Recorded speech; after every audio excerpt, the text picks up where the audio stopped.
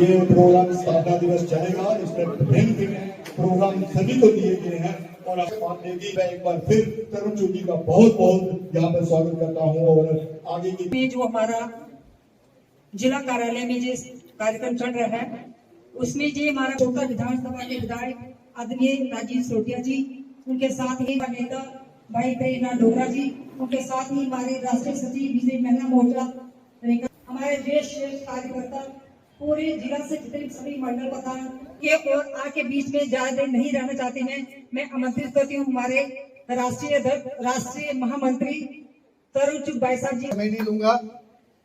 ये 45 वर्ष का सफर आप सब कार्यकर्ता हैं, सब जानते हैं।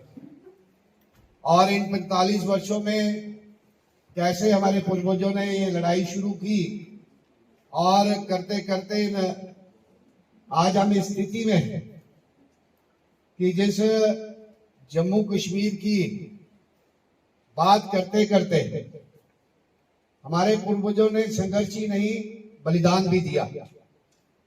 और आज हम उस असेंबली के सदस्य हैं। मैं चुग साहब को मुबारकबाद देना चाहता हूं। पिछले 3-4 साल से चुग साहब हमारे परिवारी हैं और सरकार बनाने के लक्ष्य से चले थे। हमारा बड़ा लक्ष्य ये था कि जिस तरीके की भ्रांतियां, और मैं बड़ी अक्सर ये बात कहता हूं कि ये विचित्र किस्म की रियासत है, कब क्या परिस्थितियां बन जाएं। चुग साहब के जरिए मैं अपने राष्ट्रीय अध्यक्ष, देश के प्रधानमंत्री, होम मिनिस्टर साहब को इस बात की विशेष मुबारकबाद देना चाहता हूं कि ये जम्मू कश्मीर, जहां सेपरेटिज्म की बात होती थी, जहां 2 झंडे की बात होती थी, 2 निशान की बात होती थी, जहां 2 संविधान की बात होती थी, उसके साथ साथ जम्मू कश्मीर की असेंबली में कोई पाकिस्तान जिंदाबाद करता था। अलग अलग बातें सुनने को मिलती थी। मैं मुबारक इस बात के लिए दे रहा हूं कि दूसरे सेशन में है चुग साहब। आज जम्मू कश्मीर की असेंबली में आज बात होती है, लोगों के विकास की बात होती है, देश की एकता अखंडता की बात होती है। मैं अक्सर ये बात कहता हूं, रियासत भी वही है, लोग भी वही है, मगर अंतर इतना है, तब की सरकार अब की सरकार में यही अंतर है। तब देश विरोधी ताकतें मजबूत थी, मगर आज हर आदमी, चाहे वो ट्रेजरी बेंचेस के हो, चाहे वो हमारे साथी हो जो हम हैं भाजपा वाले, आज एक ही लक्ष्य को लेकर हम सब चल रहे हैं कि इस देश की एकता अखंडता बनी रहे। और ऐसा माहौल, ऐसा वातावरण ऐसे हमारे प्रधानमंत्री साहब ने बनाया है। और चुग साहब को मैं एक बार फिर मुबारकबाद देता हूँ कि हम 29 विधायक जीत के आए। एक प्रेजेंस हमने जम्मू कश्मीर की असेंबली में शोर अपनी वहाँ हाजिरी दर्ज करवाई और डट के हम मुकाबला कर रहे हैं। जिस विचार को लेकर, जिस विचारधारा को लेकर, जिस लक्ष्य को लेकर, जिस उद्देश्य को लेकर हम सब निकले थे, उस उद्देश्य, उस लक्ष्य की तरफ, उस उद्देश्य की तरफ हम सब अग्रसर हैं। और कश्मीर से लेकर कन्याकुमारी तक भाजपा का परचम आप जैसे कार्यकर्ताओं की मेहनत, तपस्या और त्याग के कारण आज खड़ा हुआ है। मित्रों, सच कहता हूं, भारतीय जनता पार्टी का बहुत गौरवशाली इतिहास है। अपने 45 वर्ष संघर्ष, तपस्या, सेवा, राष्ट्र हित में जीने के 45 वर्ष आज पूरे किए हैं। भारतीय जनता पार्टी का गौरवमय इतिहास है। इससे पहले जनसंघ के रूप में हो या भारतीय जनता पार्टी के रूप में, भारतीय जनता पार्टी के 3 पीढ़ियों के कार्यकर्ता राष्ट्र प्रथम की सोच को सामने रखकर सेवाई संगठन को संकल्प बनाते हुए विकसित भारत के टारगेट को सामने रखकर काम किया है।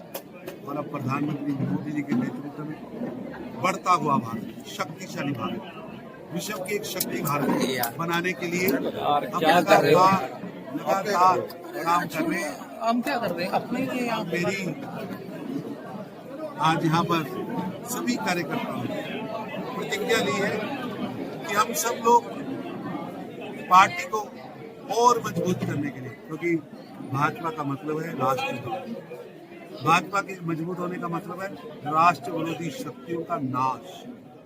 इसलिए हम सब ने संकल्प लिया है, बढ़ते जाएंगे, रुकेंगे नहीं। और प्रधानमंत्री मोदी जी के नेतृत्व में